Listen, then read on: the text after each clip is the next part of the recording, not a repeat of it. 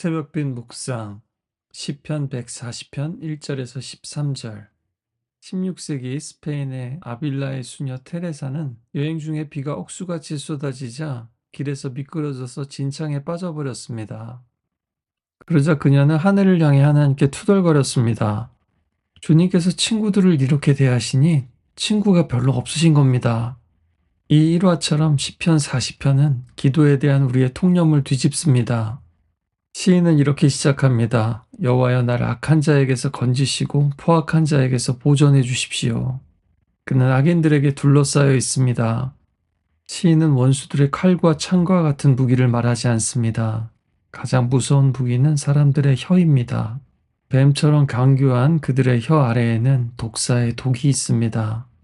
뉴스에도 소셜미디어에도 댓글창에도 성난 사람들이 비난하고 욕하고 거짓을 쏟아놓습니다. 오늘날도 사람들을 공격하고 찌르는 악한 사람들의 말이 멈추지를 않습니다. 여러분도 잘 아시죠? 칼에 찔려본 사람보다 말에 찔려본 사람들이 훨씬 더 많다는 것을요. 그것도 대부분 앞에서가 아니라 뒤에서 몰래 비겁하고 사악하게 말입니다. 칼에 베인 자상보다 말에 베인 상처가 훨씬 더 오래가는 법이죠. 어떤 것은 평생 덧나고 아물지를 않습니다. 무심코 던진 돌에 개구리 같은 사람들이 맞아 죽습니다. 그 말을 한 사람은 기억조차 못할지라도 그 말을 들은 사람의 마음속에는 계속 독처럼 퍼지고 있습니다. 최근의 연구들도 가정에서 부모의 공격적인 언어가 신체적인 학대나 성적 학대에 필적하는 피해를 아이들에게 입힌다고 보고합니다. 신체 폭력보다도 더 깊은 정신적 상처를 남긴다는 거죠. 이렇게 가정에서, 회사에서, 심지어 교회에서조차 그 말 한마디 때문에 잠이 오지 않고 속이 상하고 일이 손에 잡히지 않고 영혼이 짓눌릴 때가 있습니다. 기도하고 눈을 감았는데도 그 얼굴이 떠오르고 그가 한 말들이 떠오르죠. 그러면 이내 말문이 막혀버립니다. 그러나 시인은 바로 그때에도 기도합니다. 마치 독사에 물린 사람처럼, 독이 순식간에 퍼지고 있어서 해독제를 맞지 않으면 곧 죽을 사람처럼 도와달라고, 살려달라고 외치는 겁니다. 또 악하고 교만한 자들이 올무와 줄구와 군무를 길 곁에 숨겼다고 합니다. 어떻게 해서든지 그를 해치려고 덫을 놓고 함정을 파고 기다리고 있는 겁니다. 그런데 그것들은 숨겨져 있어서 그가 도무지 볼 수가 없습니다. 우리가 걷고 있는 평범한 일상에서도 마찬가지입니다. 출근하고 회의하고 아이들 돌보고 사람들을 만날 때마다 그 말에 함정이 놓여 있습니다. 어떤 말 하나 때문에 걸려 넘어지고 누군가의 표정 하나에 마음이 꺾이고 어떤 카톡 한 줄 때문에 어떤 댓글 하나 때문에 하루가 무너집니다.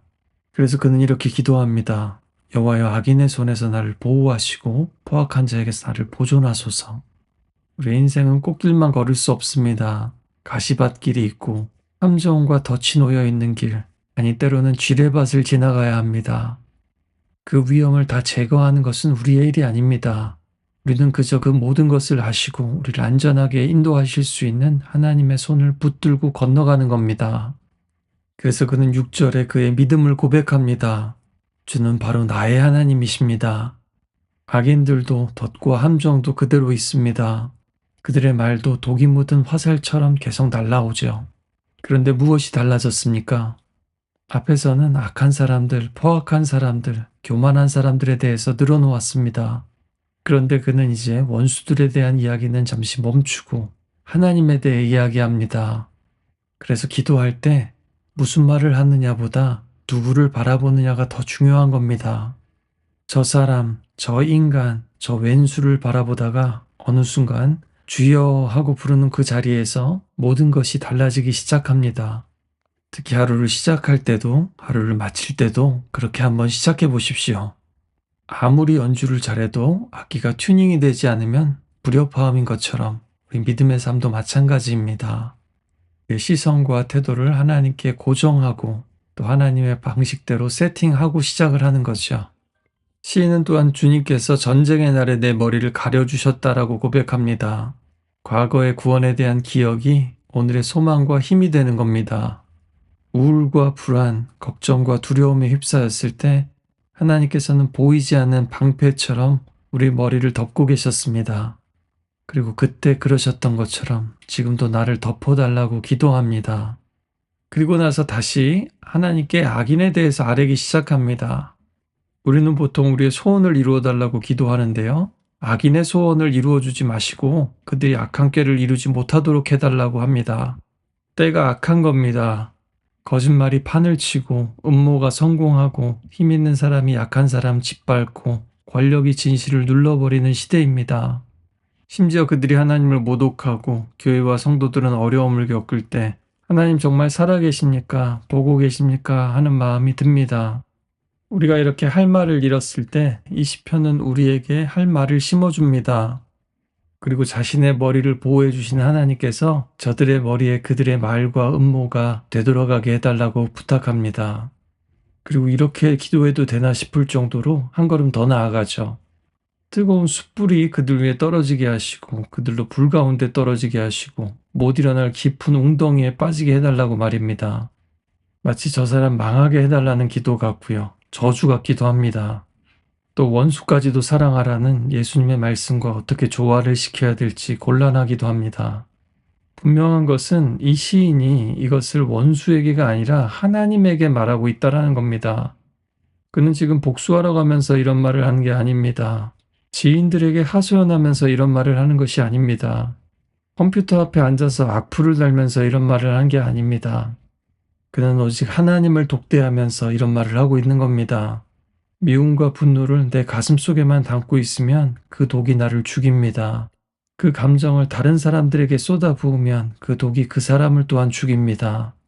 그러나 그 미움과 분노, 그 상한 심령을 하나님께로 가져가면 하나님이 기뻐 받으시는 제사가 되고 참된 기도가 됩니다.